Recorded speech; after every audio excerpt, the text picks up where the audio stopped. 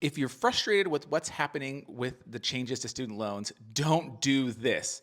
Please, I am begging you. I end up making this video about once a quarter, but defaulting and not paying your student loans is the absolute worst financial mistake that you can make in your entire life. And why is that? Well, it is always more expensive to not pay your student loans than it is to pay your student loans. And the reason is multifaceted, and a lot of people don't think about it. They think, well, they're just going to garnish my wages and I don't care. Well, what you don't realize is when you start going delinquent and default on your student loans, not only is interest still accruing and late fees are accruing, but then they add a 20% collection cost to your student loan, and they keep doing this.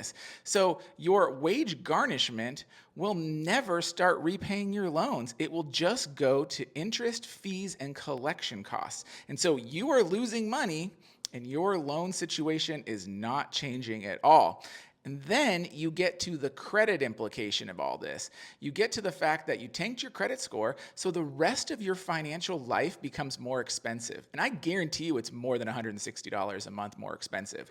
That's larger deposits for an apartment, security deposits for a cell phone and utilities, higher insurance premiums, higher interest rates if you ever do get a loan, which you might not get it. Like, the rest of your life is more expensive. You could even start losing your job. You know, 2 garnishments means that employers can fire you. 1 garnishment means that you can lose your security clearance if you're in the military or work for the government.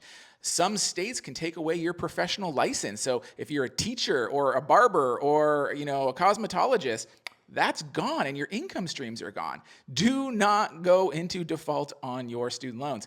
Absolutely the worst financial mistake you can make, especially because the current repayment plan options for borrowers still offer new and old IBR. So those work for you. The new repayment assistance program may actually have a lower payment for some borrowers making less than about $80,000 to $90,000 a year. If you run the calculator, link in bio, link in description, you can see that the new repayment assistance plan might have a lower payment for you. So don't just throw your hands up in the air and say, I'm not paying. Literally will cost you way more than figuring out how to pay. So I'll get off my soapbox here, but do not default on your student loans. Literally the worst financial mistake you can make.